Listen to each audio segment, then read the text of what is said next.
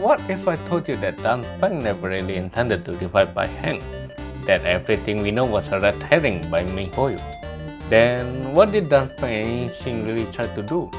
What is the Draconic Abomination? Is there someone else behind this edition? To get to that, we'll first need to understand about the High Elders. The High Elders are the leader of Vidyadhara. They are said to be the closest to their Aeon, Long the Permanus. Long at this point of time is already dead, by the way. Apart from looking after that clan, High Elder has a duty to watch over the black marks left by Yao Xi. In Dan Feng's case, he had been tasked with watching over the Ambrosial Arbor. And there's one more duty that has been passed down between generations of High Elders. That is the duty to stop the Vidyadhara's declining population. The Vidyadhara has lost their ability to reproduce since long ago. Since the Zhengzhou keeps fighting the abundance, the Vidyadhara are slowly getting killed one by one. The dead Vidyadharas can no longer be reborn, so as long as this keeps going on, they'll eventually go extinct one day. This is the heavy burden that was placed on Dan Feng. He tried really hard to find a solution to this problem. To achieve this, he had the preceptor and his closest friend Yingxing to help him. While it's undeniable that Baiheng's death pushed Dan Feng and Yingxing to commit to their plan, I doubt that their goal was to revive her. Firstly, Baiheng was their good friend and she died as a hero based on her own choice to protect the Zhengzhou. Reviving Baiheng would also go against Yingxing's belief. He believed that dying a noble death was more glorious and preferable than having to live forever like the Zhengzhou and the Abundance. This belief was inspired by Baiheng herself, and Dan Feng knew of Yingxing's belief for a fact.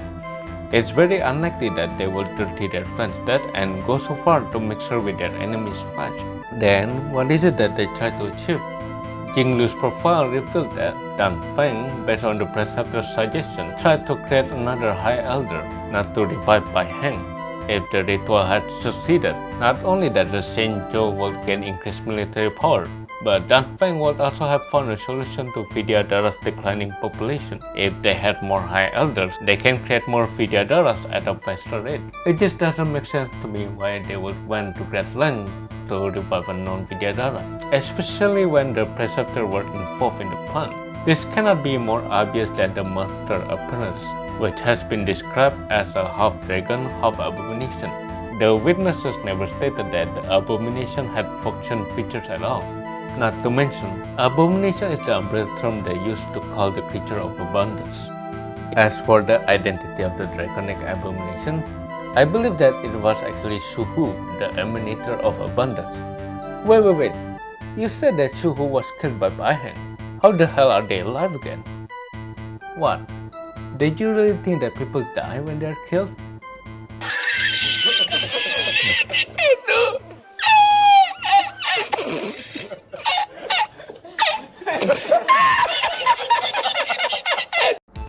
To explain, creatures blessed by Yao Xi can never truly die.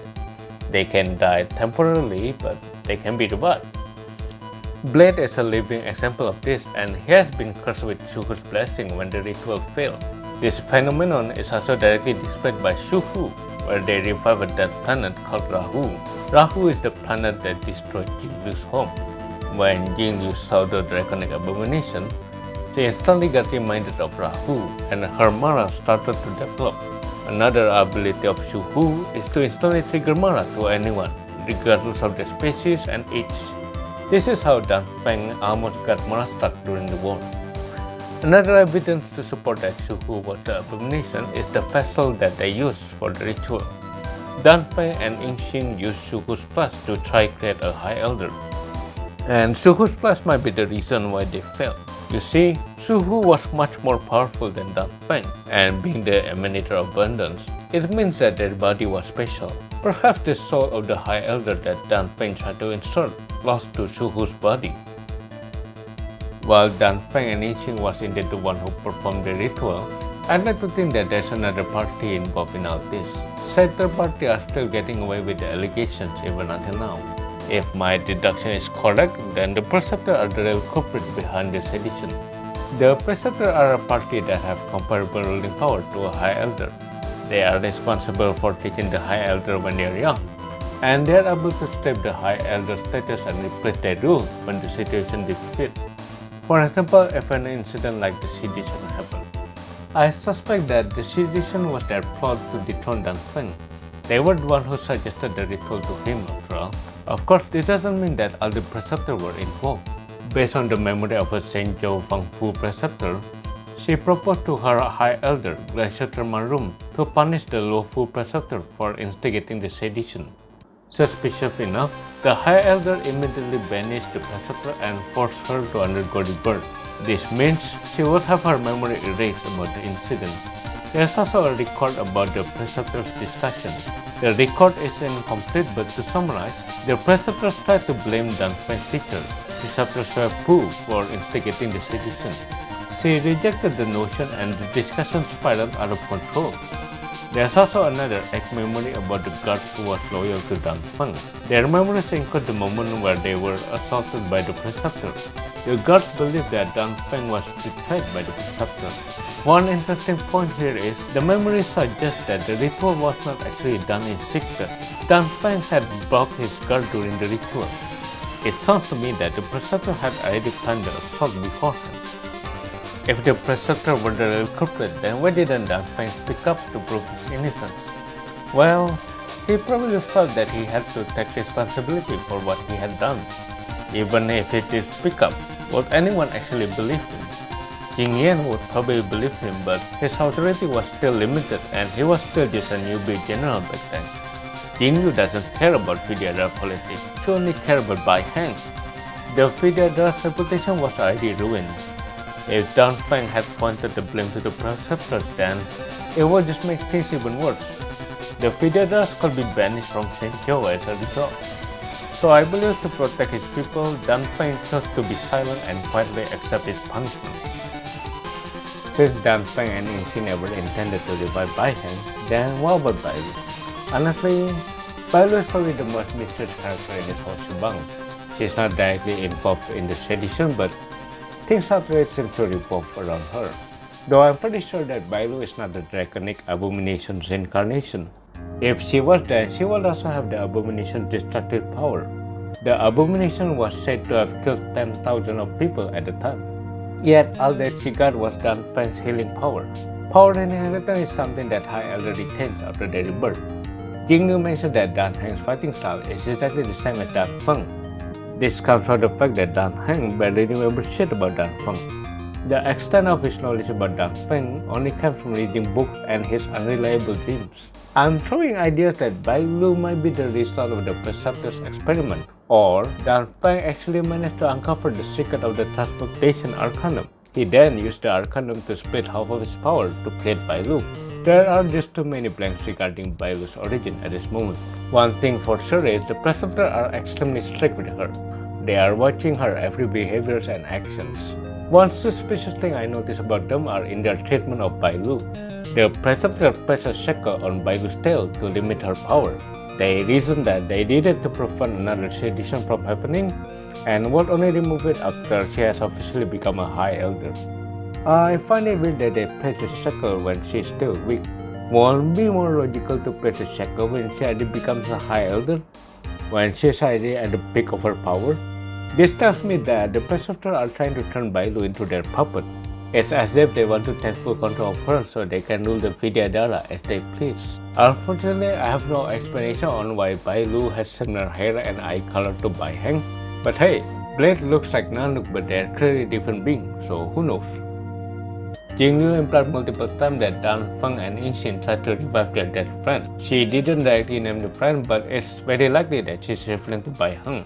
The truth is, Jingliu is probably the last person you would want to verify the truth from. What she seems to know seems to be something that she conveniently misinterpreted, and that's where there's evidence to support this. As I've mentioned before, Jingliu has no interest in Vidyadhara politics. It's likely that she doesn't know about the Vidyadhara population issue and thus doesn't know that Dan Feng was trying to solve it. Jingliu saw Dan Feng as an aloof person. This further implied that he never shared his issue with her. I mean, there's no point in talking about politics to a warrior. The timing of the sedition happened not long after Baiheng's death, so Jingliu could think that they wanted to revive her out of grief. It didn't help that Jingliu arrived late to the scene and didn't get the whole picture. I also need to emphasize that Jingliu is mentally unstable and has an unhealthy obsession with Baiheng. She treats Baiheng as if she was her life. This could blindly lead her to believe that Dan Feng and Yingxing think of her the same way, which is simply not true. It's also likely that Yingxing never told Jingliu of his belief, so she failed to see through his personality beyond just being an arrogant man. Yingxing was the closest to Dan Feng after all. Lastly, there's just no one that could verify her statement. Dan Feng chose to be silent, and Baiheng doesn't know anything about the sedition.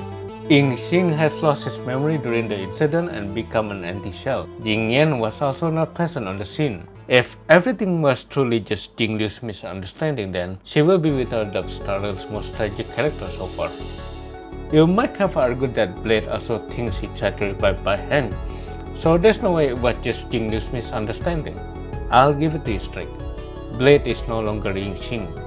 He is the product of Jingliu's imagination and bias. Blade's identity was forged through Jingliu's endless torture. Jingliu tried to restore his memory by inflicting pain, but she also indirectly caused Blade to believe that Yingxing and Dan Feng really tried to revive Baiheng. Every time she killed him, she asked him why he and Dan Feng tried to revive Baiheng, and Blade could never really remember the reason. If a person is fed the wrong info over 1000 times, then they will believe that to be true. This is a real phenomenon called the illusory truth effect. Of 5 people, 3 must pay a price. It's a praise that came from Jingliu, and it became the praise that formed Blade's existence. While I was making this video, I realized that the Sedition sounded similar to Navia's case from Genshin Impact. You have the main apparent victim who is framed as the culprit, the third party behind the incident that were actually the real culprit, and those who were left behind by the victim, who may someday solve the case and reveal the truth behind the mystery.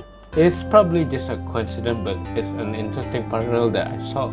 It's going to be pretty cool if some of this theory turn out to be true though. And it will be pretty nice if they can incorporate the lore better into the story. They try too hard to do a show don't tell story, which just confuse a lot of players. Saint Joseph are giving me Inazuma flashback. Well, this was a long ass video. Hope you enjoyed, and I'll see you all in the next one. See ya!